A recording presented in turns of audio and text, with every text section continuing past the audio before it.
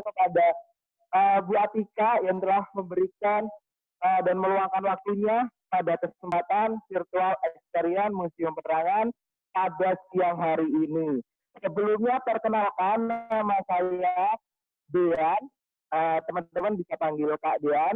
Di sini saya selaku staf pelayanan edukasi di Museum Penerangan, yang nantinya kita di sini akan belajar bersama mengenai sejarah perkembangan layanan informasi dan komunikasi, terkhusus pada masa revolusi dan masa pendudukan Jepang.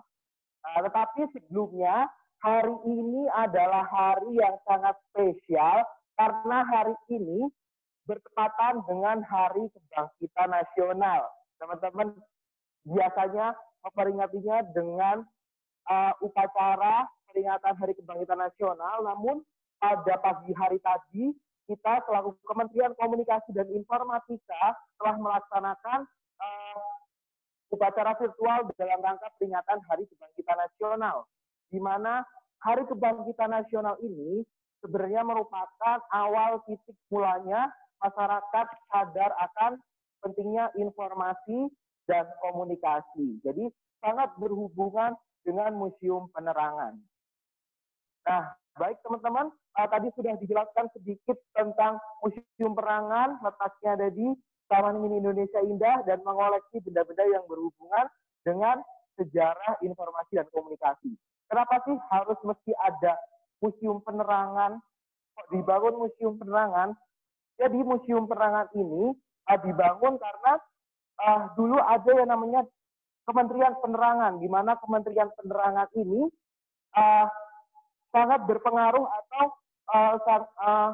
sangat mengikuti perjuangan bangsa Indonesia, di mana dengan adanya informasi dan komunikasi ini menunjang keberhasilan Indonesia dalam mencapai kemerdekaannya.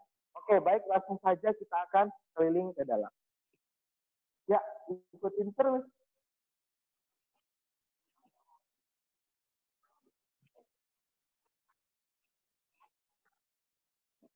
Nah, sekarang kita sudah berada di area Museum Penerangan, teman-teman. Jadi kita akan melihat tentang sekilas perjalanan layanan waktu dari informasi dan komunikasi, ya.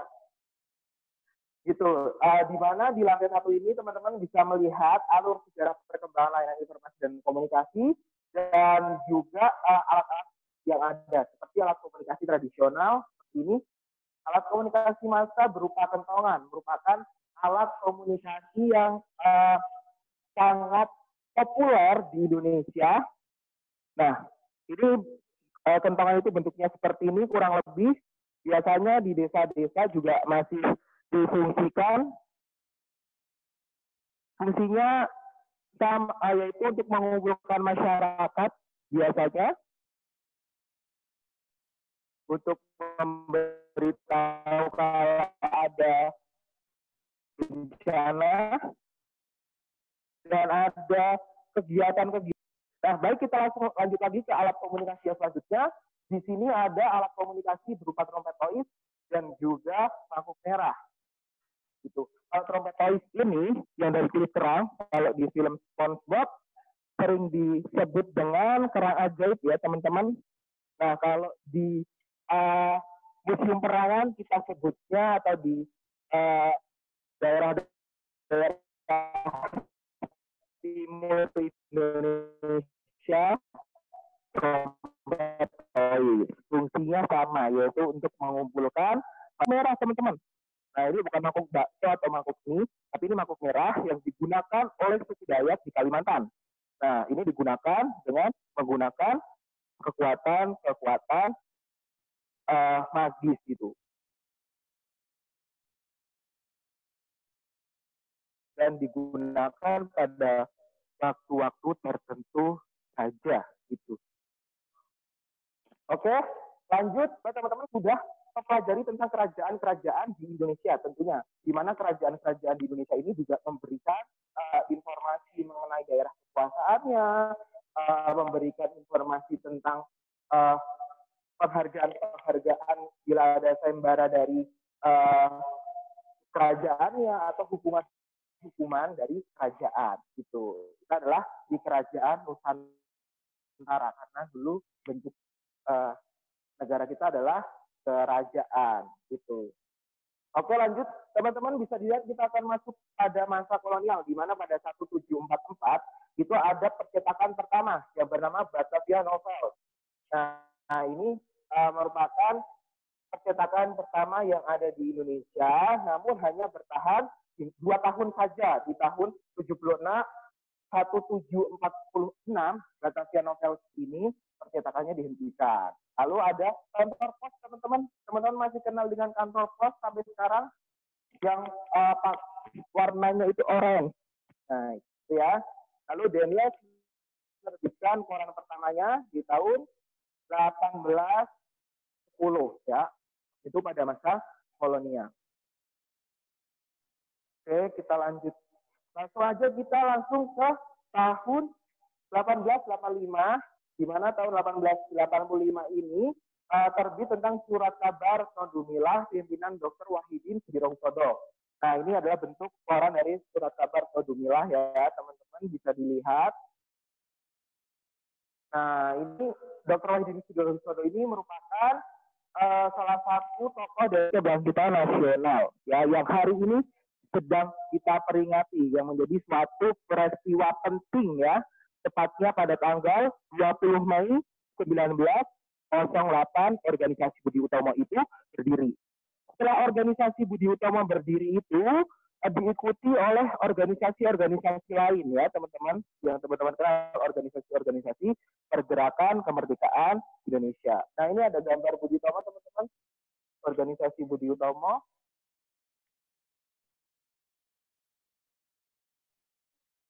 Kita lihat tayangan organisasi Budi Utomo di sebelah ini.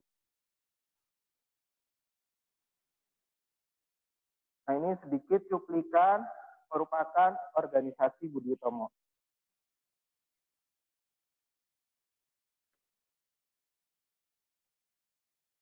Kita lihat. Nah, ini ada diorama Todumilah. Nanti kita akan melihatnya juga.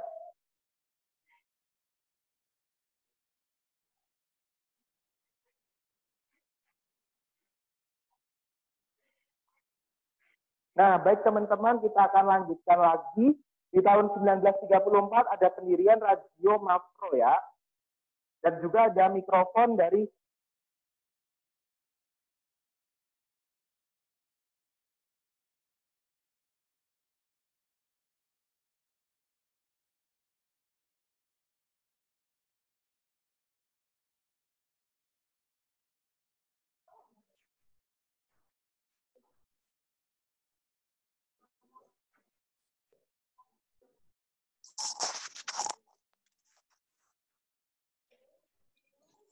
Halo, Mas Dean.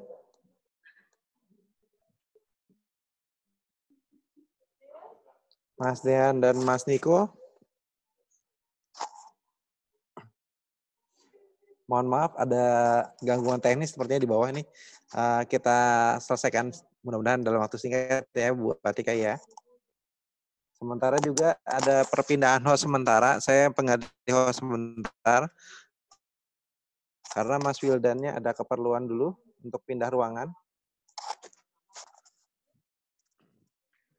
Oke, sembari menunggu nanti bisa dikumpulkan juga pertanyaan-pertanyaannya apabila ada yang mau ditanyakan dari penjelasan Mas Dean atau penjelasannya kurang terlalu cepat atau terlalu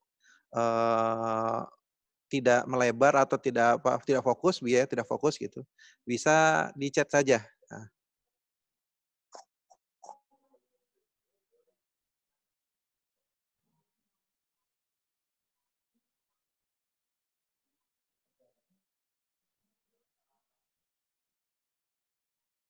Ya, Mas Wildannya udah bergabung.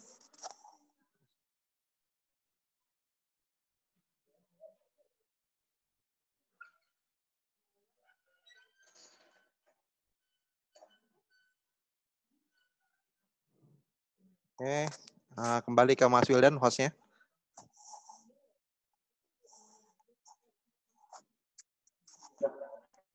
Udah.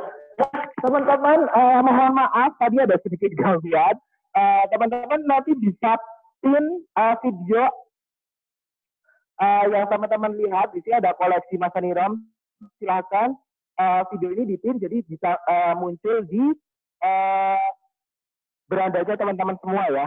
Gitu.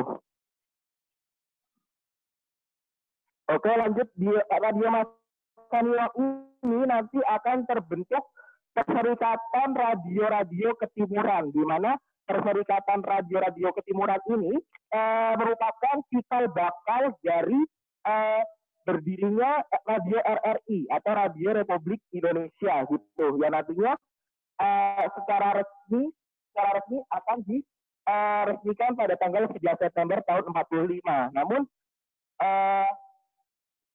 PTRK ini merupakan perkumpulan dari beberapa stasiun-stasiun radio yang sudah ada di Indonesia gitu pada masa Jepang gitu. Pada masa Belanda gitu. Nah, kita sekarang akan masuk ke dalam masa Jepang. Di tahun 1942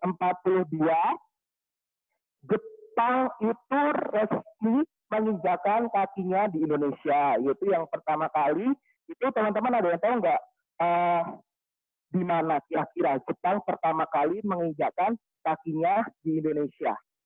Ayo, ada yang tahu nggak? Yang tahu komen. Nanti yang jawabnya benar, nanti dapat hadiah ya. Kak Yuga nanti bisa dicek kapan atau di mana pertama kali Jepang menginjakkan kakinya di Indonesia.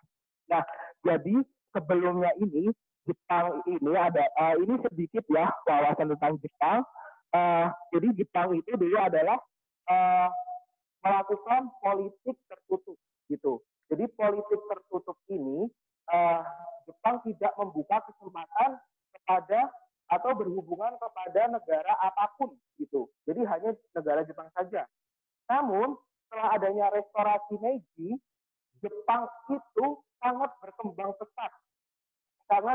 pesat dari teknologinya. Kita tahu ya Jepang sampai saat ini sangat-sangat maju ya. Dengan adanya restorasi Meiji, Jepang itu memberikan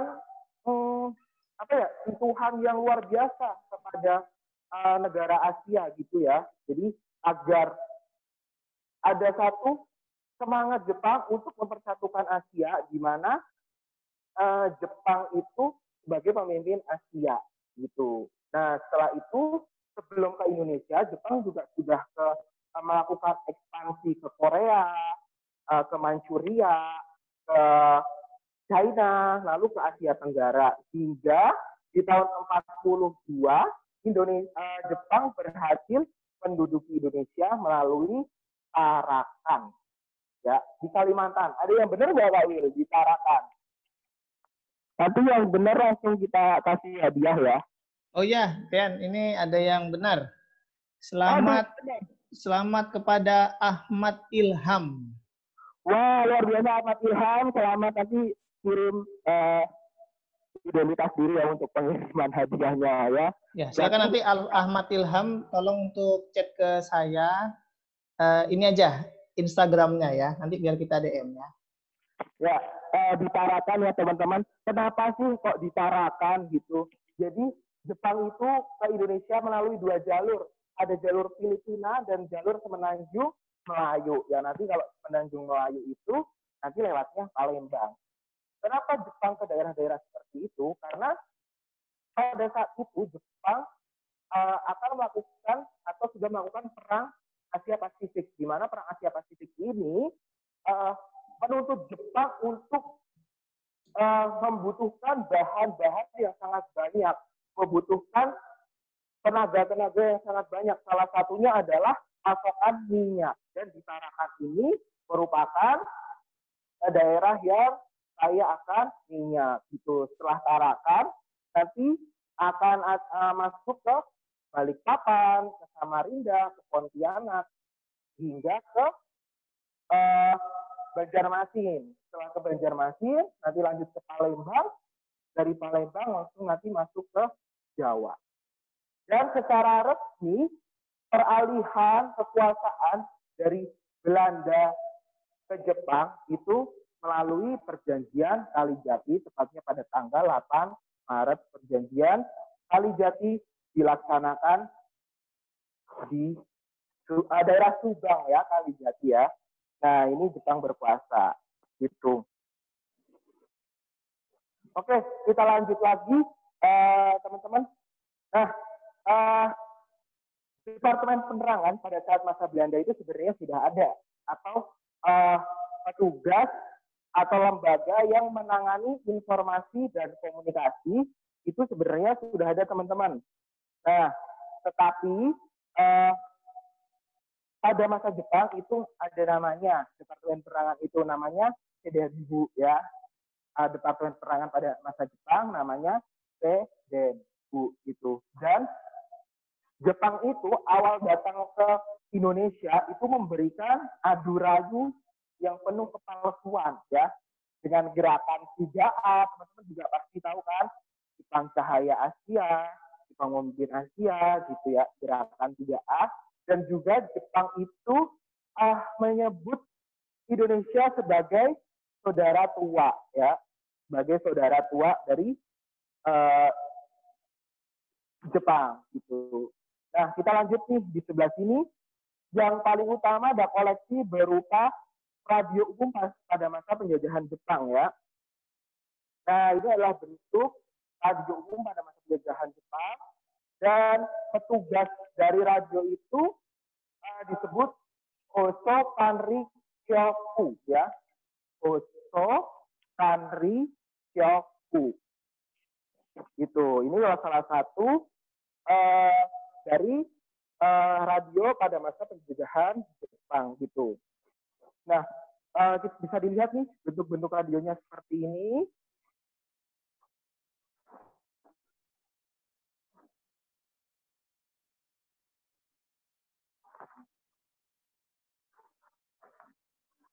Nah, penyebaran informasi dan komunikasi pada masa Jepang itu sangat terbatas ya teman-teman.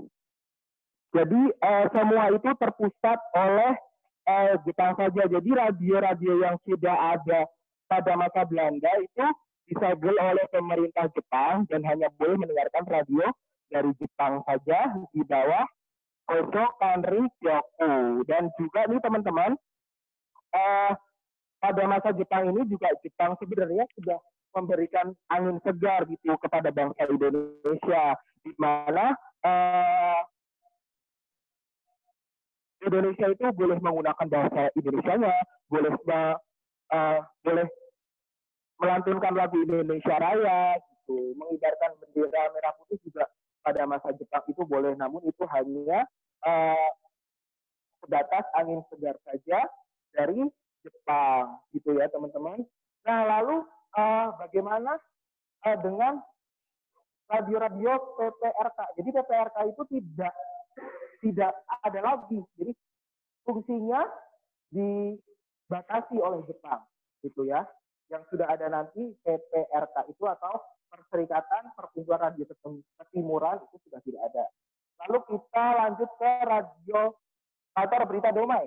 Kantor berita Domai. Kantor berita Domai ini salah satu kantor radio resmi Jepang yang bertugas untuk menyebarluaskan informasi dari pemerintah Jepang ke rakyat Indonesia, terutama mengenai berita peperangan Asia Timur Raya itu. Jadi sebenarnya tujuan Jepang ke Indonesia itu ngapain aja sih gitu? Ngapain harus ke Indonesia gitu? Yang pertama karena Indonesia itu kaya akan sumber daya alam, kaya akan sumber daya manusia, di mana kedua sumber daya itu digunakan untuk membantu Jepang dalam peperangannya. Gitu. Kan ada tuh Perang Dunia Pertama dan Perang Dunia Kedua. Nah, Jepang ini aktif di Perang Dunia Kedua. Pasti teman-teman juga udah hafal banget nih, sama Kak Atika juga. Atau Bu Atika sering dijelaskan kan. Nah, lalu dalam pendidikan Jepang juga mendirikan perfilman gitu. Karena film ini merupakan salah satu media yang digunakan untuk memberikan informasi ke masyarakat. Nah, Jawatan filmnya bernama Nippon Eigasha. Ya, kita lihat di sini nih. Nah, ini adalah jawatan dari Jepang bernama Nippon Eigasha. Di mana Nippon ini bertugas membuat film tentang propaganda kepada Indonesia tentunya. Lanjut, Jepang di Indonesia sejak tahun 42 dan tahun 45 eksistensi Jepang mulai turun ya teman-teman. Jadi dengan adanya berita kekalahan Jepang itu karena sudah didengar oleh Sultan Syahrir melalui kantor berita asing BBC atau British Broadcasting Connection itu sudah didengar tanggal 9 Februari 9 Agustus tahun 1945 maksud saya ya. Nah, lalu ini mengakibatkan perbedaan antara golongan tua dan golongan muda gitu tentang proklamasi kemerdekaan Indonesia, hingga nanti proklamasi ini akan lanjut ke peristiwa Rengas Dengklok gitu ya. Dan proklamasi kemerdekaan dilaksanakan pada tanggal 17 Agustus tahun 45. Nah, di mana pada saat itu sebenarnya akan ada sidang PPKI tentang penentuan kemerdekaan Indonesia. Namun dengan adanya peristiwa Rengas Dengklok, Indonesia mampu memproklamasikan kemerdekaannya gitu. Di awal pendudukan Jepang, Jepang itu sudah mengiming-imingi kemerdekaan kepada bangsa Indonesia. Namun para pemuda ini, para golongan muda, ada Soekarno dan teman-temannya itu menghendaki bahwa kita itu bisa merdeka sendiri gitu. Nah, di tepatlah tanggal 17 Agustus tahun 1945 ya. Nah, ini ada Suara Asia yang menyiarkan berita kemerdekaan Indonesia. Bisa dilihat itu surat kabar Suara Asia, dan juga ada Bojonegoro Show ya. Nah, ini uniknya lagi Bojonegoro Show ini menggunakan bahasa Jawa dalam pemberitaan mengenai proklamasi kemerdekaan Indonesia. Nah, ini bisa dilihat teman-teman.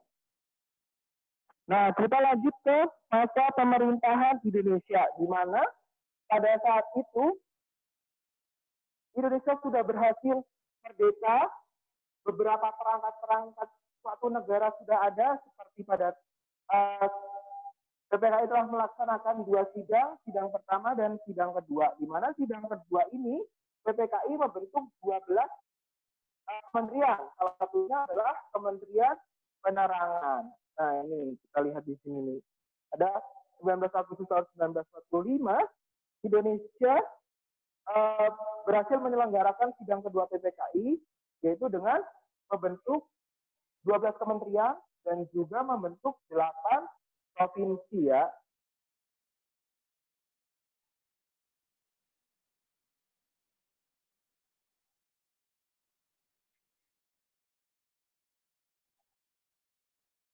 Kalau sidang PPKI yang pertama itu menghasilkan 3 keputusan, yaitu pengesahan dan penetapan Undang-Undang Dasar, pemilihan dan pengangkatan presiden dan wakil presiden, hingga pembentukan Komite Nasional Indonesia. Kalau sidang yang PPKI yang kedua ini menetapkan 12 kementerian, pembagian Indonesia menjadi 8 provinsi, dan juga ada 4 menteri negara gitu.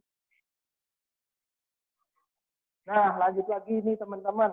Setelah Indonesia merdeka, tidak serta-merta Indonesia itu langsung bisa bebas, bisa menikmati mengenai kemerdekaannya. Tetapi masih ada bangsa Jepang, bangsa asing yang ingin menguasai Indonesia.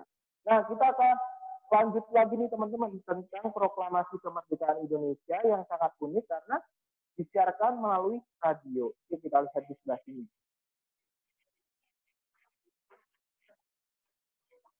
Ya, sembari Mas Dean bersiap di area selanjutnya yaitu radio, saya mengundang untuk teman-teman dari SMA N3 Salatiga untuk berinteraksi dengan memberikan pertanyaan melalui chat ke host yaitu Museum Penerangan.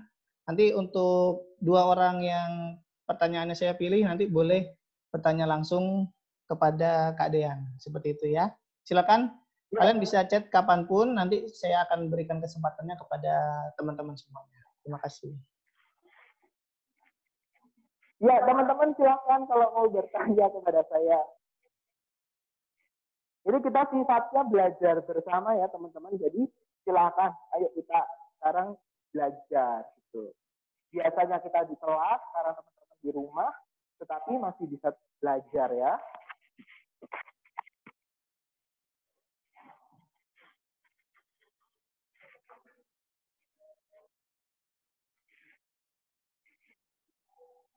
Sudah ada pertanyaan Kak Indah atau enggak? Aku mau ngasih kuis aja nih. Dian, kalian boleh sambil itu aja, sambil jelaskan nanti. Oh iya. Nah, lanjut ya. Bahwa pada tanggal 17 Agustus tahun 1945 itu merupakan kemerdekaan Indonesia yang dilaksanakan pada hari puasa. Dan ini tuh ada sejarahnya loh Kak Windan. Kenapa sih kok dipilihnya tanggal 17 gitu? Yang sesuai dengan syariat Islam itu 17 itu di mana turunnya Al-Quran. Lalu 17 juga itu merupakan kita kan sholat 17 rakaat di total. Gitu. Jadi menurut Insinyur Soekarno kenapa pemilihan tanggal 17? Karena 17 ini tanggal yang sangat spesial gitu. Makanya tanggal 17 Agustus tahun 45 Indonesia berhasil memproklamasikan kemerdekaannya. Dan ketika sore-sore itu menjelang dan sudah berbuka puasa, ada salah satu wartawan kantor berita Jepang yang berkebangsaan Indonesia yaitu Syahrudin berhasil menyusup ke gedung radio yang sudah disegel oleh Jepang, di mana beliau itu membawa teks dari Bapak Adam Malik mengenai penyiaran berita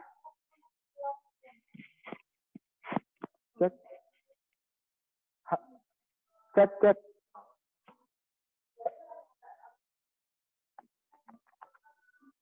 Ya.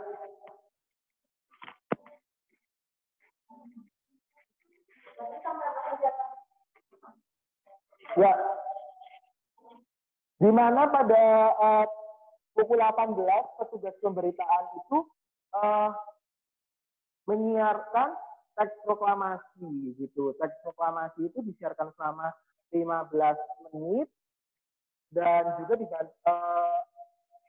digunakan juga bahasa Indonesia dan bahasa Inggris. Kalau berbahasa Indonesia itu oleh Yusuf Pronodi Puro dan juga kalau dalam bahasa Inggris ada Suprapto. Oke, kita langsung lanjut. Ada koleksi yang digunakan pada masa pendudukan setelah kemerdekaan Indonesia. Itu ada namanya agresi militer kedua Belanda ya teman-teman. Teman-teman pasti kenal dengan agresi militer kedua Belanda. Di mana ini ada koleksi berupa mikrofon Kiai Balong. Ya. Mikrofon Kiai Balong ini, nah ini perlu ditegasin karena ini menjadi tugas teman-teman nih. Mikrofon Kiai Balong ini digunakan gerilya oleh tokoh yang bernama Kiai Balong di Desa Balong di lereng Gunung Lawu, Surakarta. Ya. Fungsi dari ini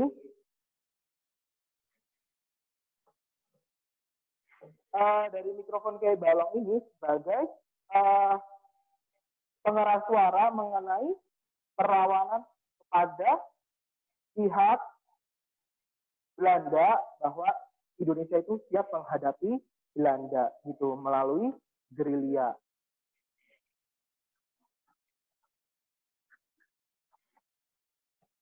Nah ini ya mikrofon Kiai Balong yang koleksi dari Museum Penerangan. Oke kita lanjut lagi ke sebelah sini. Nah, di sini kita akan melihat radio-radio yang digunakan pada masa penjajahan Jepang dan juga setelah kemerdekaan Indonesia. Nah, bisa dilihat di sini ada radio-radio, ada radio telepon scan, ada radio beritaan, radio pilis, dan radio pedesaan juga.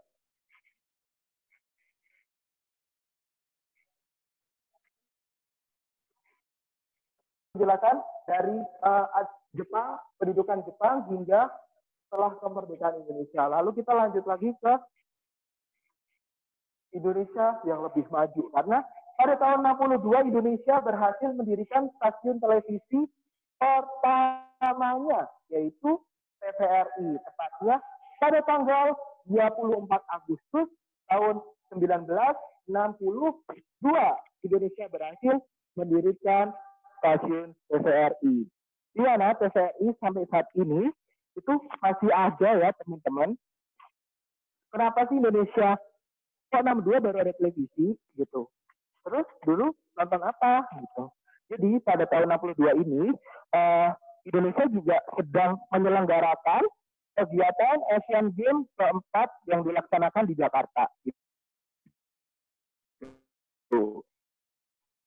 Nah, dengan semangat dari Presiden Soekarno mendirikan stasiun televisi dan juga diiringi dengan pembangunan Gelora Bung Karno, Jalan Sudirman, dan patung Selamat Datang Bundaran HI gitu. Oke, kita lanjut nih. Kita akan melihat kamera yang digunakan oleh TVRI. Di kameranya ya teman-teman bisa dilihat kamera televisi seperti ini sudah berevolusi dari yang bentuknya sangat besar hingga menjadi seperti ini. Dari seperti ini dan juga alat-alat perangkat yang lainnya.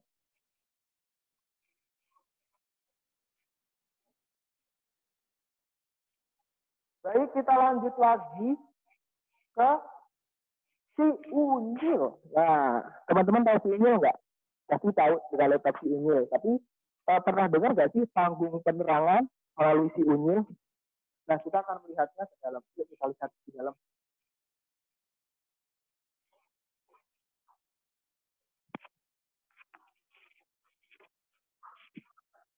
Nah, di depan sana ada si Unyil, teman-teman.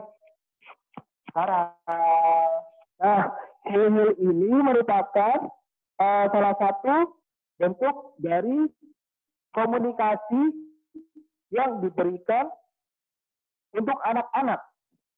Melalui tayangan si Unyil ini, anak-anak diberikan edukasi yang sangat bermanfaat, terutama pada saat itu edukasi mengenai pendidikan karakter.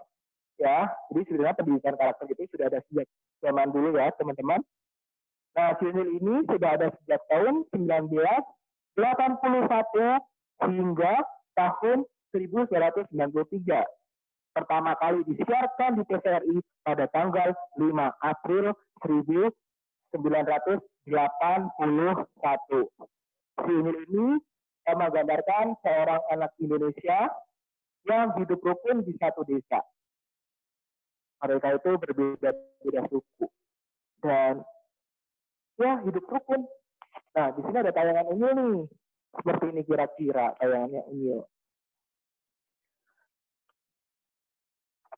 Nah, ini bentuk tayangan Unyil pada zaman dulu tuh. Seperti itu. Sebentar lagi opening.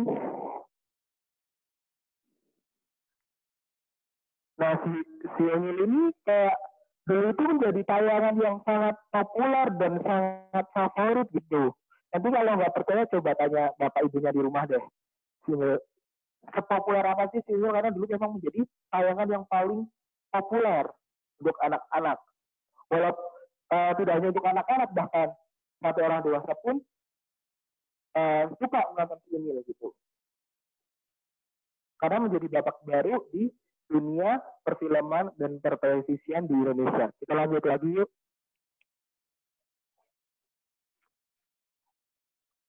Nah, kita lanjut di sini nih tentang Departemen Penerangan. Jadi Departemen Penerangan itu fungsinya seperti apa. Gitu. Nah, setelah kemerdekaan, kan perlu fungsi dari departemen, yaitu Departemen Penerangan itu menyebarkan berita tentang kemerdekaan Indonesia ke luar dan ke dalam negeri. Nah, seperti itu fungsi dari Departemen Penerangan, yaitu menyebarluaskan informasi dan komunikasi. Nah, sekarang Departemen Penerangan kok nggak ada gitu. Masih ada, tetapi berganti nama menjadi Kementerian Komunikasi dan Informatika atau Kominfo yang teman-teman kenal sekarang. Nah, ini ada kegiatan-kegiatan dari Departemen Penerangan.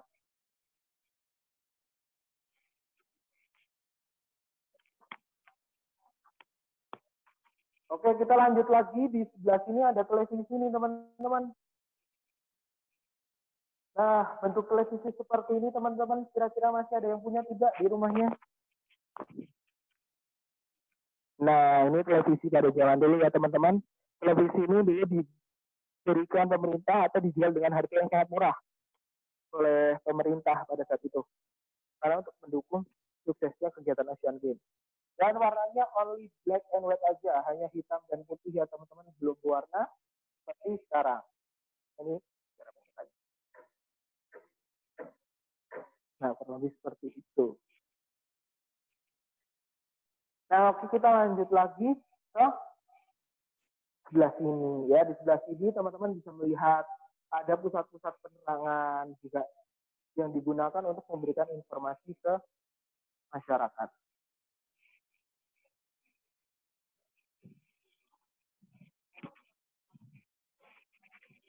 Oke, setelah itu kita akan lanjut ke diorama surat kabar Nodumila. Sebelum berlanjut nih, Kak Dean, ini antusiasmenya teman-teman dari diorama surat.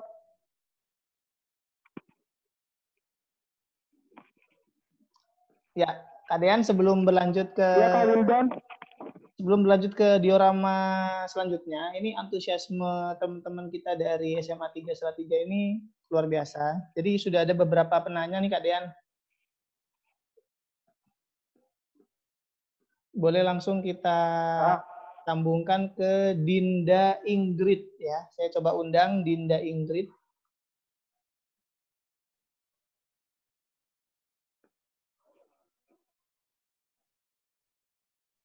Halo Dinda, halo Dinda. Ya. Halo Pak. Silakan untuk bertanya, silakan. Halo Dinda. Halo. Halo Kak.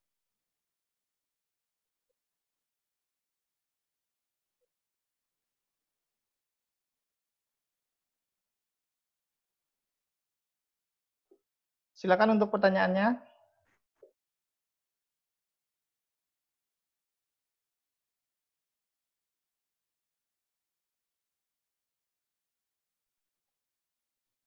Halo. Ya. Halo. Mohon maaf tadi sempat koneksinya hilang. Dinda bisa diulangi lagi?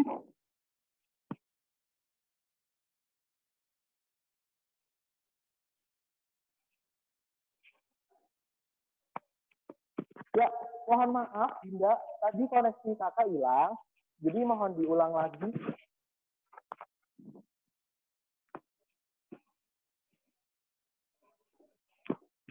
Ya, kebetulan Dinda ini sepertinya masih belum bisa tersambung. Kalian saya coba untuk ke penanya selanjutnya ya. Ini ada Gea Larasati. Gea Larasati coba saya undang ya. Halo Gea. Halo Pak.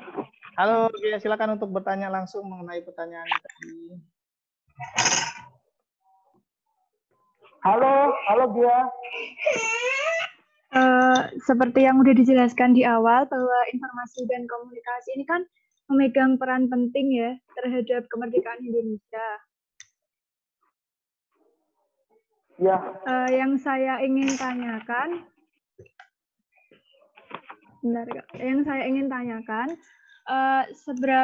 bagaimana sih dampak informasi yang disampaikan terhadap semangat juangnya rakyat Indonesia? Dan bagaimana akses pemimpin rakyat Indonesia itu untuk mendapatkan informasi dari media luar, mengingat petinggi-petinggi Indonesia kan juga diawasi oleh pemerintah Jepang, dan media Indonesia itu kan juga diatur ketat oleh pemerintah Jepang, seperti itu, Kak. Oh iya, terima kasih pertanyaannya, ini sangat luar biasa ya. Ini pertanyaannya sangat luar biasa. Jadi seberapa pentingnya media komunikasi dan informasi untuk mempengaruhi perjuangan di Indonesia. Nah, ini tuh sangat berpengaruh sekali gitu. Sebelumnya, memang pada awalnya kita flashback lagi ke Budi Utomo ya. Sebelum ada Budi Utomo, masyarakat itu kurang sadar akan pentingnya informasi dan komunikasi gitu. Dengan keterbatasan SDM, keterbatasan sumber daya yang ada di Indonesia, itu sangat sulit untuk menerbitkan informasi. Contohnya surat kabar gitu ya. Surat kabar itu sangat susah. Namun setelah Budi Utomo ada, dan para pelajar Sofia, karena Indonesia tuh mulai terbuka karena adanya politik etis atau politik balas budi ya. Jadi dengan adanya politik etis, politik balas budi ini membuat Indonesia semakin terbuka. Ditambah lagi dengan adanya organisasi Budi Utomo ini, masyarakat itu penting akan pentingnya informasi dan komunikasi. Meskipun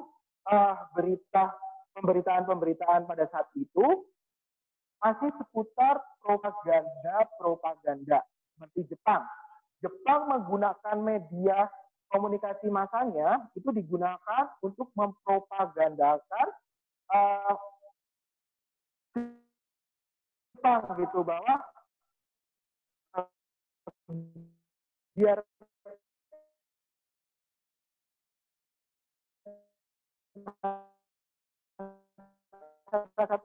beberapa yang ditulis di majalah-majalah, sehingga nanti orang yang nulis itu bisa ditangkap, bisa diasingkan. Tapi pada masa pemerintahan Belanda seperti itu. Nah,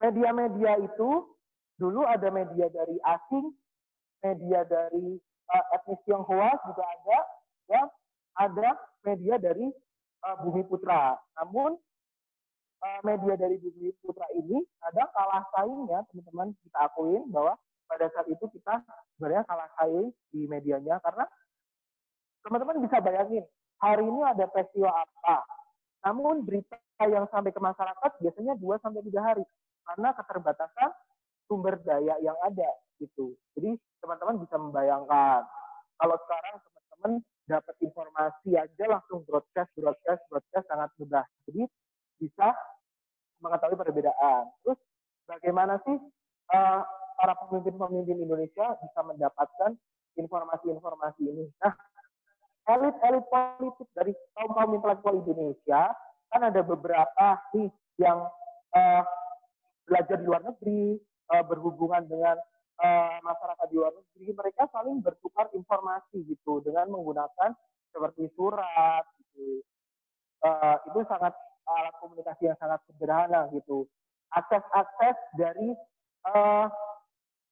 keluar masuk Indonesia pun waktu itu juga dari Jepang banyak gitu loh.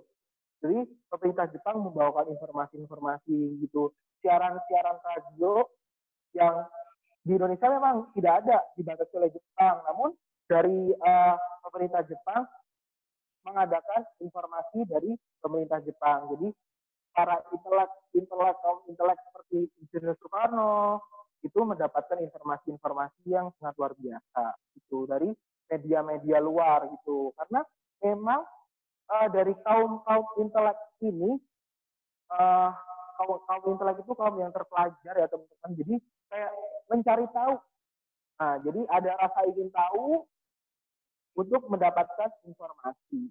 Kurang lebih begitu Kak Wildan. Terima kasih Kak Dean untuk jawabannya. Ini tadi sebenarnya pertanyaan dari Dinda yang tadi tidak berhasil tersambung ini agak nyambung Kak Dean. Mungkin bisa saya bacakan aja ya pertanyaan dari Dinda Ingrid. Kalau tadi mengenai pertanyaan bagaimana mendapatkan informasi dari luar Indonesia. Nah, ini tadi kan Kak Dean ada surat kabar Bojonegoro Shu ya, yang menggunakan bahasa Jawa. Lalu bagaimana dengan daerah lain yang mungkin menggunakan bahasa yang lain, bukan di Pulau Jawa? Apakah ada media-media lokal lainnya, Kak Dean? Oh, ada Kak Wildan. Ada banyak banget media yang bersifat kedaerahan tentunya itu ya memang banyak. Tadi bahkan ada yang berbahasa aksara Jawa juga ada gitu. Kalau kebanyakan media surat kabar yang berbahasa daerah itu di daerah Sumatera, Kak Wildan. Ada beberapa surat kabar yang berada di daerah Sumatera itu menggunakan bahasa daerahnya masing-masing gitu. Di daerah Jawa Barat pun juga ada beberapa surat kabar yang menggunakan bahasa daerahnya gitu. Jadi memanfaatkan kearifan lokal, jadi menggunakan bahasa daerahnya karena pada saat itu Muhammad Yamin pernah berpendapat bahwa sebenarnya bahasa Melayu aja yang dijadikan bahasa nasional gitu. Namun karena keanekaragaman dari daerah-daerah, banyak para rekannya yang tidak setuju dan menggunakan bahasa Indonesia sebagai bahasa nasional seperti apa yang diamanatkan dalam Sumpah Pemuda gitu pada sidang organisasi pemuda ya. Terima kasih, Dian. Terima kasih Kak Dian, penjelasannya itu tadi. Untuk sebenarnya banyak banget pertanyaannya, hanya saja karena kita keterbatasan waktu. Nanti pertanyaannya mungkin kita jawab menggunakan chat. Dan ini kalian bisa lanjut, kita mau kenalan sama ini ya, koran pertama di Indonesia ya? Iya. Nah, koran pertama di Indonesia yang ada di Museum Berangan, yaitu koran Madanilah. Yuk kita lihat.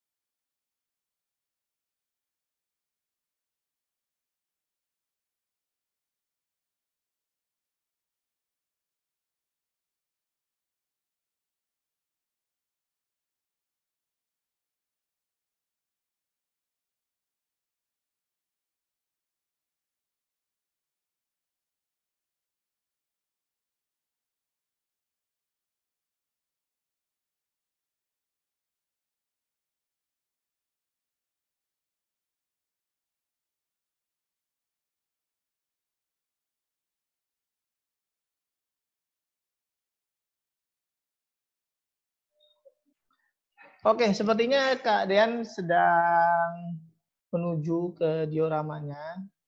Jadi sambil kita tunggu, untuk beberapa pertanyaan yang sudah diberikan, terima kasih. Nanti semuanya ini nanti akan dicatat oleh kami dan juga untuk Kak Atika atau Bu Atika, sehingga nanti teman-teman yang bertanya akan mendapatkan nilai tambahan untuk pelajaran hari ini. Sambil kita menunggu Kak Dean, boleh saya undang Kak Atika? Kak Atika.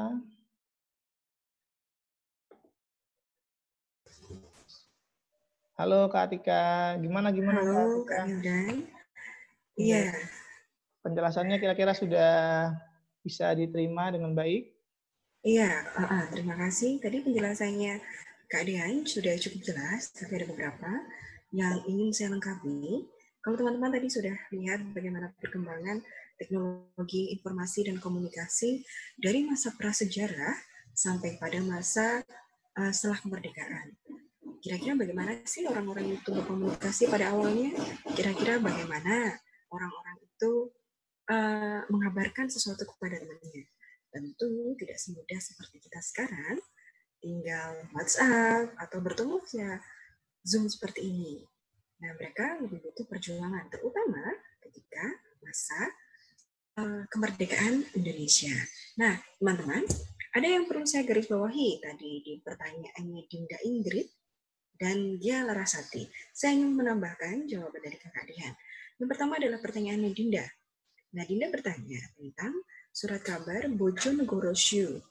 Kalau teman-teman ingat, kemarin kita sempat juga membahas tentang beberapa tingkatan daerah yang ada pada pemerintahan Jepang. Kalau Shu itu berarti apa? Kota atau karesidenan? Yo, masih ingat nggak? Nah, Shu sendiri merujuk kepada sebuah kota.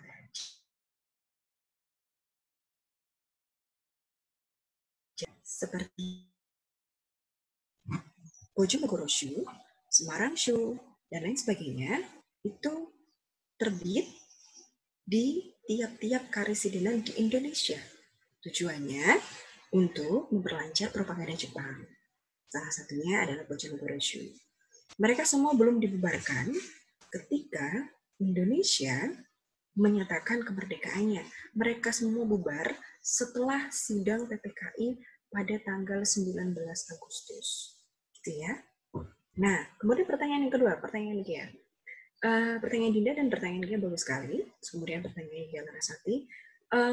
Apa sih dampak informasi yang diberikan oleh para pejuang kita kepada rakyat gitu? Apakah itu menambah semangat juang? Oh jelas, itu sangat menambah semangat juang. Kesimpang siuran informasi pada saat itu pernah membingungkan masyarakat kita, dan itu rawan terjadi perselisihan antar masyarakat. Oh, ini benar nggak sih? Indonesia mau merdeka nggak sih? Harusnya saya percaya Jepang atau percaya Belanda? Atau saya percaya Bung Karno saja? Untuk merebut kepercayaan masyarakat, beberapa pejuang kita itu merebut kantor-kantor radio. Salah satu media asing yang digunakan sebagai corong pemberitaan kemerdekaan adalah radio BBC. Radio BBC adalah radio pertama yang menyebarkan tentang kabar kemerdekaan Indonesia ke seluruh dunia. Nah, berperannya media asing dalam pemberitaan kemerdekaan ini sangat berpengaruh. Tadi sudah dijelaskan oleh Kakak Dian bagaimana posisi media kita, teknologi yang digunakan tentu masih kalah dengan asing. Terus kemudian dia tadi juga sudah menegaskan bahwa tentu ada kontrol dari pemerintah militer Jepang tentang radio-radio yang ada di Indonesia. Salah satu radio yang lebih bebas atau independen dalam mengabarkan kemerdekaan Indonesia adalah radio BBC. Gitu. Nanti teman-teman bisa di papernya bisa menyertakan informasi-informasi lain selain yang ada di revolusi kemerdekaan. Gitu ya. Kalau Kak Dean sudah siap atau Kak Wildan sudah siap, bisa saya kembalikan. Terima kasih. Terima kasih banyak Kak Atika buat atas tambahannya. Bisa dicatat, semoga menjadi pengetahuan yang bermanfaat buat kita ya. Karena itu tadi bahwasannya ternyata tuh dari zaman dulu sampai sekarang tuh komunikasi selalu ada di sekitar kita dan sangat bermanfaat buat kita. Saya coba untuk menyambungkan lagi ke Kak Dean. Halo? Udah, iya halo Kak Wildan. Hai Kak Dean. Apa kabar Kak Dean? Habis jalan-jalan ya? Iya, mohon maaf tadi ada sedikit sesuatu hal yang harus membuat aku terpisah dengan kalian. Oke, Katika terima kasih, benar tambahannya tadi. Shu itu tingkatan karesidenan, di mana Shu itu jadi Jepang itu ada dua struktur, yaitu struktur pemerintahan militer dari Jepang dan juga satu lagi struktur pemerintahan sipil ya. Jadi seperti itu. Nah ini kita akan lihat surat kabar Kertadumilah, di mana surat kabar Kertadumilah ini juga diketuai atau pemimpin redaksinya adalah Dr. Wahidin Sidirohusodo, salah satu tokoh dari Budi Utomo ya teman-teman. Kertadumilah ini namanya diambil dari nama istri dari Dr. Wahidin Sidirohusodo. Asik banget ya sih gitu. Siapa tahu nanti kalian dijadikan nama surat kabar kan, lucu kan. Nah, seperti ini teman-teman, masih menggunakan adat Jawanya masih kental sekali ya di situ. Oke, baik kita lanjut yuk. Kita akan melihat media cetak di Indonesia. Yuk langsung yuk.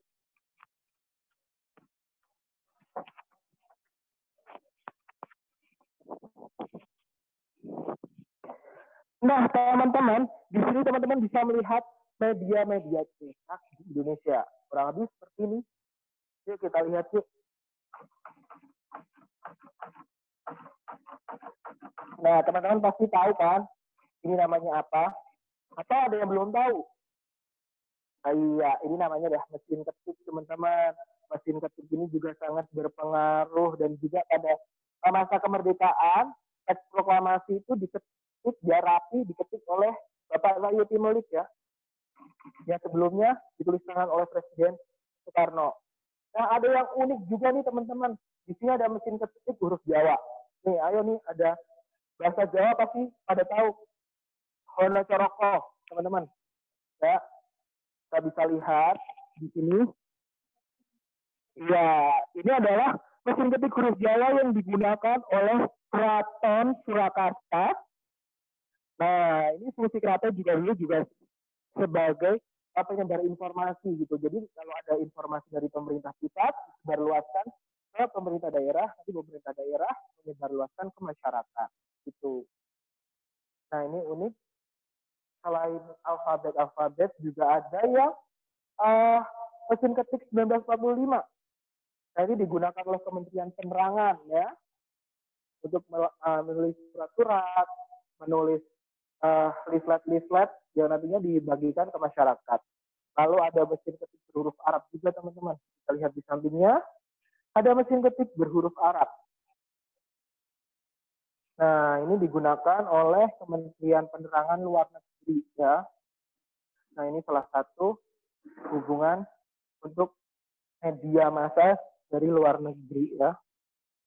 Salah satu ini digunakan untuk menulis majalah El Jauh.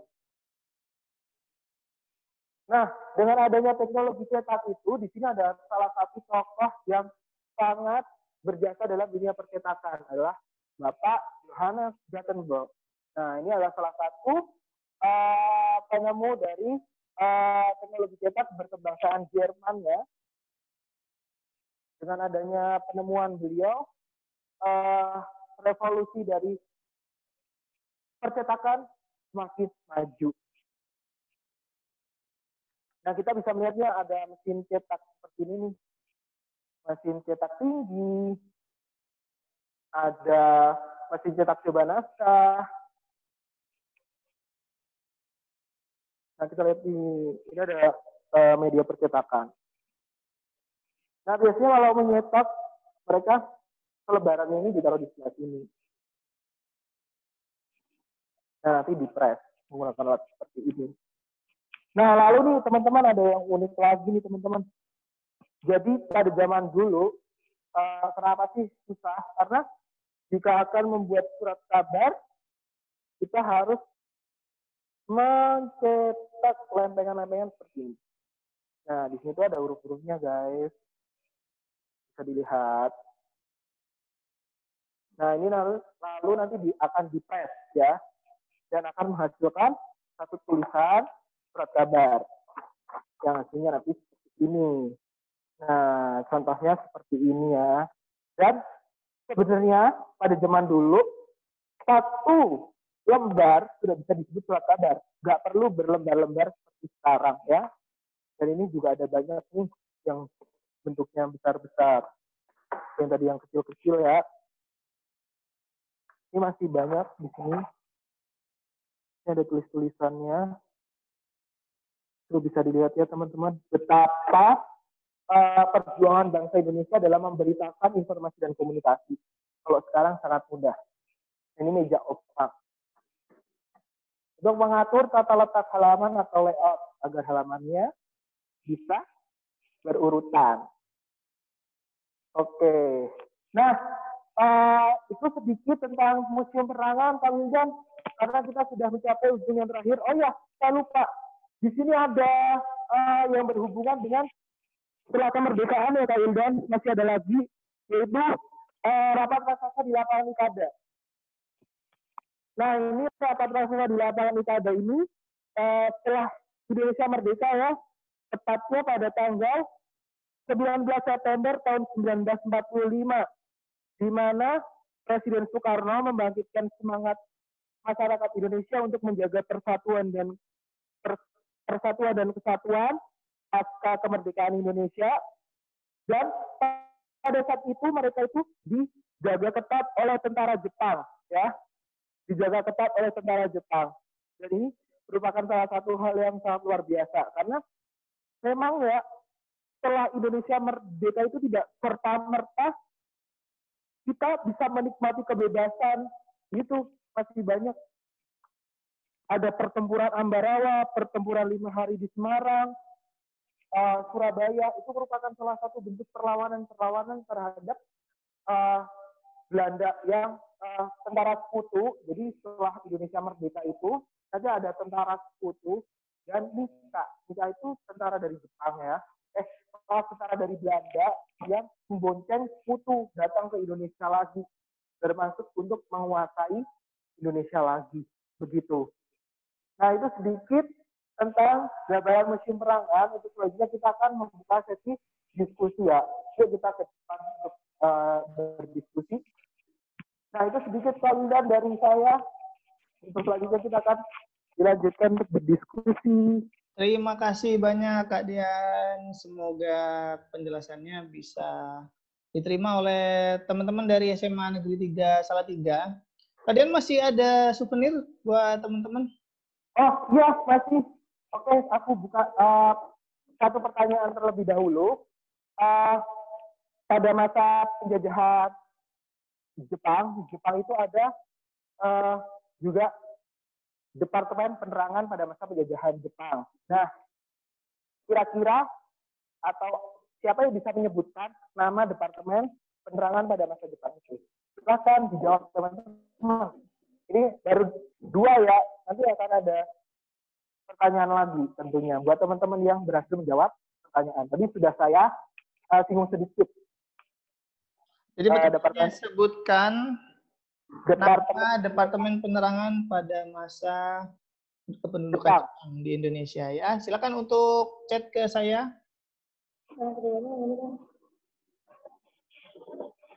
Ini sebetulnya ada yang menjawab, tapi namanya Adelvin, cuman dia jawabannya Departemen Penerangan. Nah, dari Departemen Penerangan ini tuh dulu nama lain ketika masa kependudukan Jepang. Jadi nama lainnya itu apa? Gitu ya, jawab. Di pertanyaannya seperti itu. Ya, kurang lebih seperti itu, Kak Wildan.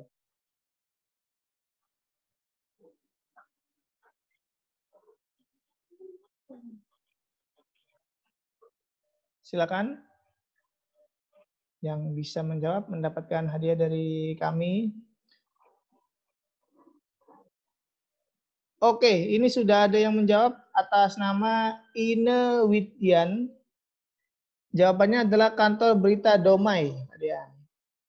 Kantor berita Domai kurang tepat, Kak Wildan. Jadi kurang kantor tepat, berita ya? Domai, kantor berita Domai itu nanti itu dimulai dari kantor Yashima. Jadi dari kantor Yashima nanti lanjut ke kantor berita Domai.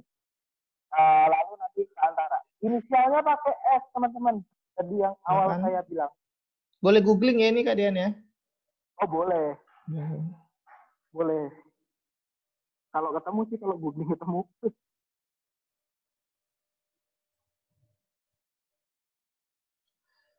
Saya juga mengajak teman-teman dari SMA Negeri 3 Salatiga untuk screenshot sesi kali ini, lalu bisa di-upload ke Instagram teman-teman, lalu tag ke @museumpenerangan, nanti akan kita repost, dan untuk beberapa orang yang beruntung nanti kita kasih hadiah juga ya. Jadi silakan untuk screenshot atau mungkin direkam, lalu diposting ke Instagram kalian, lalu di tag ke @museumpenerangan, nanti akan kita repost dan orang-orang yang beruntung akan kami berikan hadiah. Nah, jadi sebenarnya aku udah bikin sedikit materi sih Kak Wildan tentang pendudukan Jepang, tentang proses kemerdekaan hingga proses setelah kemerdekaan ini. Aku sudah bikin materi, nanti aku bisa share ke teman-teman. Siapa tahu nanti bisa buat tambahan-tambahan pelajaran ya buat teman-teman.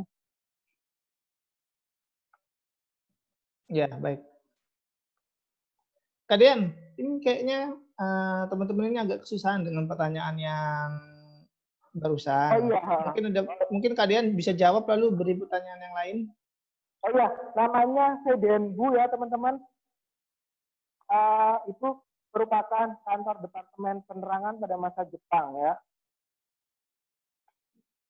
Nah, oke, ini gampang banget pertanyaannya ya. Kapan sih Museum Penerangan itu didirikan? Nah, pertanyaan selanjutnya itu aja, biar gampang. Udah ada yang jawab kali kan?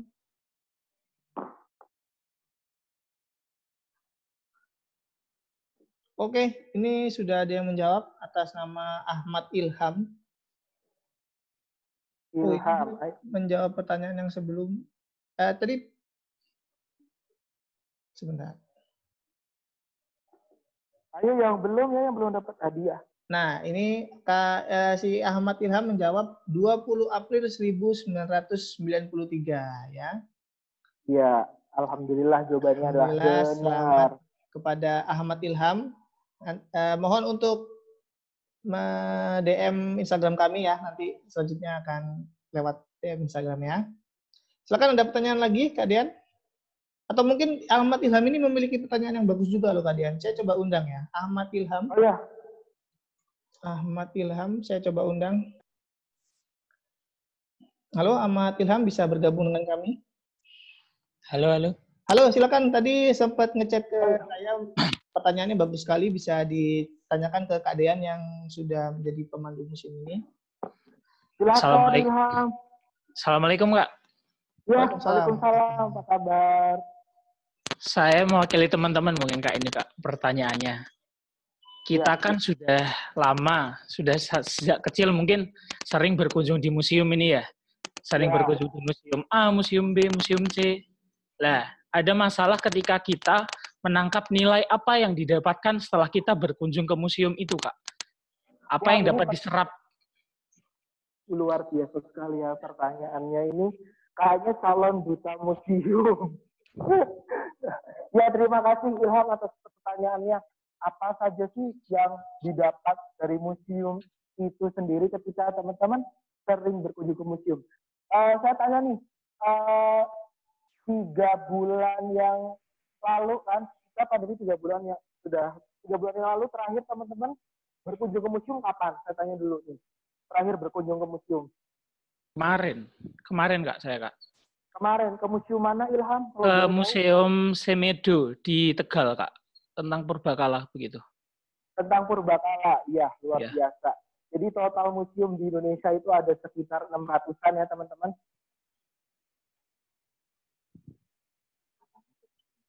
Nah, selanjutnya, kenapa sih kok harus ke museum? Jadi museum itu menyimpan benda-benda yang memiliki nilai-nilai luhur yang memang harus dijaga gitu.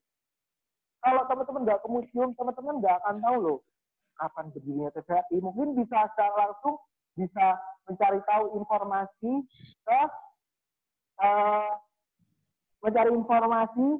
melalui media-media yang saat ini sudah mudah dilaksanakan. Tetapi ketika teman-teman berkunjung ke museum, teman-teman akan merasakan ambience yang sangat berbeda gitu. Jadi nilai-nilai luhur, nilai-nilai gotong royong, nilai-nilai bangsa pada zaman dulu itu akan terasa ketika kita berkunjung ke museum gitu. Nilai semangat nasionalisme akan tumbuh ketika teman-teman datang ke museum gitu ya. Nasionalismenya itu akan tumbuh gitu. Kenapa sih harus ke museum? Karena museum di Indonesia itu sangat beragam, sangat banyak gitu. Dengan melihat peradaban pada zaman dulu atau kejadian-kejadian masa lalu, itu bisa menjadikan evaluasi kita di masa sekarang dan menjadikan kita untuk lebih baik ke depannya gitu. Nah, itu sedikit tentang kenapa teman-teman harus ke museum, apa yang didapat dari museum gitu. Jadi nilai-nilai luhur museum itu senantiasa akan melekat pada diri kita ketika kita berkunjung ke museum. Jadi ambience-nya akan beda ketika teman-teman datang ke museum. Lihat koleksi-koleksi yang sangat luar biasa, teman-teman akan terpukau pastinya. Karena memang kalau hanya main ke mall, main ke taman rekreasi kan tidak mendapatkan hanya mendapatkan hiburan saja, tetapi tidak mendapatkan ilmu. Kalau ke museum teman-teman bisa mendapatkan ilmu, mendapatkan hiburan gitu. Dan ada yang bagus nih, bangsa yang besar adalah bangsa yang menghargai jasa para pahlawannya. Gitu.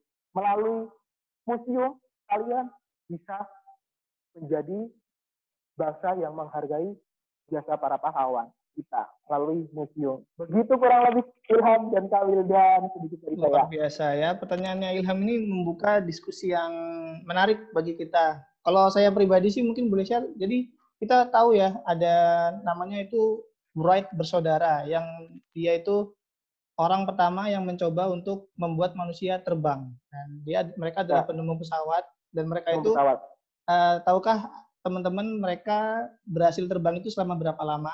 Selama 12 detik. Dan 12 detik itu bukan 12 detik itu bukan hanya, jadi bukan mereka terbang hanya 12 detik, tapi bukan. Tapi mereka berhasil terbang selama 12 detik, dan dari situ manusia lain bisa belajar untuk membuat pesawat yang bisa kita gunakan hingga sekarang. Mungkin bisa kita ajak ngobrol mengenai topik yang sama, kayak kita ada salah satu kurator senior dan juga pamong budaya, Mas Yuri. Mungkin bisa Mas Yuri sharing mengenai sebenarnya ke museum ini dapatnya apa sih Mas Yuri? Karena modernisasi ini kan udah diterima sama anak-anak zaman now nih. Apa nih manfaatnya kita bisa datang ke museum?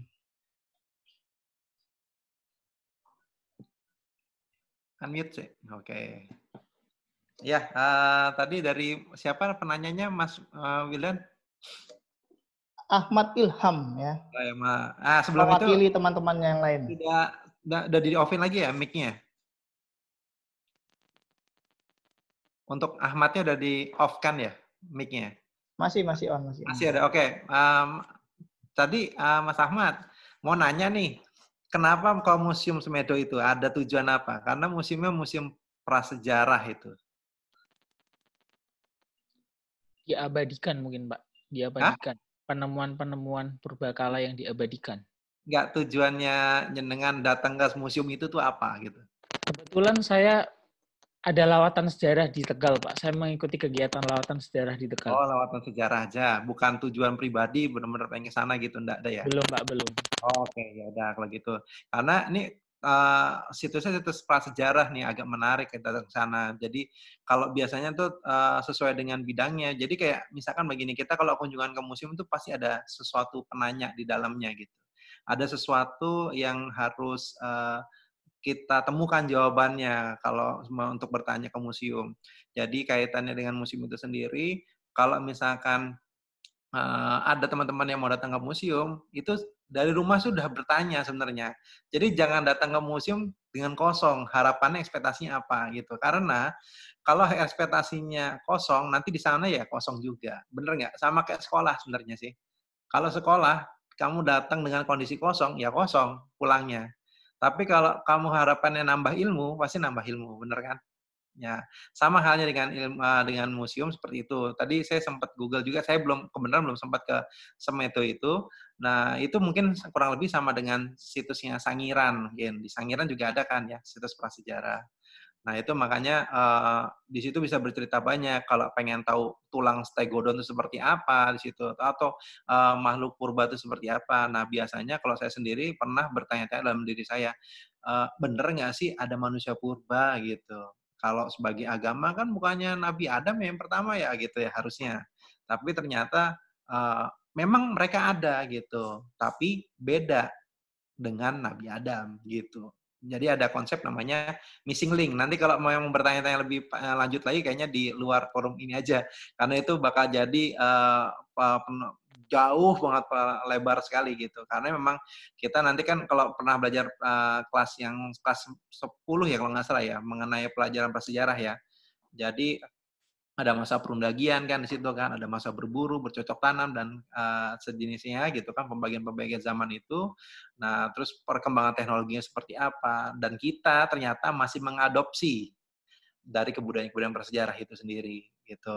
Kalau nggak percaya, coba di tempat kamu pasti ada yang disegani kan. Biasanya disegani itu biasanya kalau nggak pinter, kuat gitu.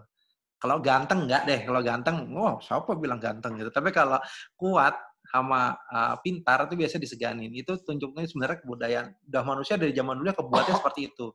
Kalau ada orang kuat itu sama pintar itu biasanya kita segan. Bukan kita nggak berani, tapi segan gitu. Ya, itu ada lagi yang lebih lagi menuakan tokoh. Ya, nah ada pendapat ahli saya lupa itu ada konsep 10 dasar yang dari nenek moyang kita memang kita udah kenal sekali zaman dulunya. Yang salah satunya itu adalah irigasi. Irigasi itu juga kita ternyata sudah kenal. Itu teknologi masa purba, tapi masih dipakai saat ini gitu. Jadi mungkin itu Mas Wildan nambahannya. Jadi kalau misalnya datang berkunjung dapat apa, tanya dulu, kita ke museum mau ngapain gitu. Kalau cuma sekedar foto-foto selfie, pasti dapat gitu. Ya, mungkin seperti itu aja Mas Wildan, Mas Ahmad. Gitu. Terima kasih Mas Yuri. Semoga bisa memberikan pencerahan kepada kita sehingga kita setiap kali ke museum itu bisa mendapatkan manfaatnya. Oke, langsung saja kita coba undang lagi Kakak Atika. Gimana Kakak Atika kesan-kesannya setelah mengikuti sesi kali ini? Iya, terima kasih. Kesan-kesannya sih bagus sekali. Saya udah lama sekali nggak main ke museum. Dan hari ini saya kembali lagi mengintip mengunjungi museum melalui virtual experience. Ternyata nggak kalah menarik ketika kita berkunjung museum secara langsung. Terima kasih saya ucapkan kepada teman-teman dari Museum Penerangan, terima kasih Kak Wildan, terima kasih Kak Dean, Kak Yuri, Kak Petri, Kak Laras, Kak Dwi, Kak Niko, Kak Hesti, dan semuanya yang bersedia untuk meluangkan waktu dengan virtual experience museum kali ini. Saya dan teman-teman SMA Negeri 3 sangat terima kasih. Terima kasih juga untuk teman-teman karena sudah bertahan sampai saat ini. Nanti tugasnya bisa dikirimkan ke Google Classroom. Saya ingatkan lagi ya, tugasnya silakan jabarkan pengalaman kalian berkeliling di Museum Penerangan, terutama pada bab revolusi kemerdekaan, dalam 400 kata maksimal. Semoga suara saya nggak pecah ya di telinga teman-teman. Ya. Jadi saya ulangi, maksimal 400 kata, nanti bisa dilampirkan ke Google Classroom. Jadi nanti bisa di-submit ke Google Classroom yang sudah kita buat bersama. Itu yang selanjutnya, kalau misalkan teman-teman nanti ada pertanyaan lagi, boleh nanti ditanyakan ke saya. Mungkin ini pengalaman pertama kali kita Zoom dalam waktu yang cukup lama. Menyambung pertanyaan Ilham tadi, kenapa harus ke museum dan kenapa harus belajar sejarah? Karena kita tidak akan pernah belajar jika kita tidak melihat masa lalu. Itu saja dari saya. Sebelum saya mengakhiri sesi yang diberikan kepada saya hari ini, saya mau minta bantuan teman-teman sedikit saja. Ini saya coba unmute. Jadi ini untuk kepentingan video. Ada salah satu, ya? Ya, dan gimana? Ini untuk kepentingan video saya coba unmute semua. Jadi teman-teman ini saya akan unmute semua setelah ini. Nanti mungkin teman-teman bisa mengucapkan terima kasih kepada kita. Lalu nanti setelah ini ada yang spesial ya hari ini ya Kak Atika ya. Iya, ada spesial hari ini. Ada yang berulang tahun dari kami yaitu Kakak Hesti Prawidya. Halo Kakak Hesti. Saya unmute semua ya. Mana nih Kakak Hesti? Ulang tahun. Iya, kalau sudah di-unmute semua, saya minta bantuan teman-teman untuk menyanyikan selamat ulang tahun bersama untuk kakak kita dari Museum Penerangan, Kakak Hesti. Sedikit saja. Selamat ulang tahun akan saya pimpin. Yang pertama, saya akan pimpin dulu untuk bilang bisa direkam oleh Kak Wildan. Terima kasih Museum Penerangan. Selanjutnya nanti akan disambung dengan selamat ulang tahun kepada Kak Hesti. Yang pertama dulu ya. Oke, saya pimpin bareng-bareng ya teman-teman. 1, 2, terima kasih Museum Penerangan. Halo, thank you. Museum Penerangan sudah memberikan pengalaman virtual kepada kami. kembali. Ini aku masih mau ambil pertanyaan lagi. Oke, mari kita Selamat nyanyikan bersama lagu kepada Kakak Hesti, Kakak ulang tahun. Hesti Prawidya. Selamat ulang tahun, semoga panjang umur, sehat selalu. Satu.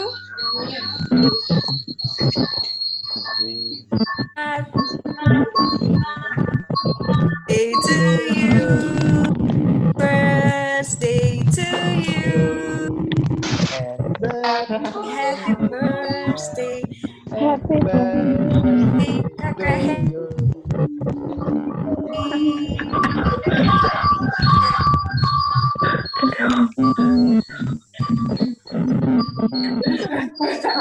Terima kasih Kakak Atika atas kesempatannya diberikan. Semoga hari ini kita mendapatkan manfaatnya. Dan kami siap menerima apabila ada kunjungan lain mungkin dari kelas lain atau teman-teman dari komunitasnya, organisasinya, ataupun teman-teman dari sekolah lain. Terima kasih. Saya mewakili tim yang bertugas hari ini dan seluruh karyawan Museum Penerangan mengucapkan selamat menjalankan ibadah puasa. Semoga puasanya lancar hingga Lebaran. Tetap di rumah aja. Cuci tangan menggunakan sabun dengan rajin. Dan sehat-sehat semuanya. Terima kasih. Assalamualaikum warahmatullahi wabarakatuh. Waalaikumsalam warahmatullahi wabarakatuh. Terima kasih semuanya.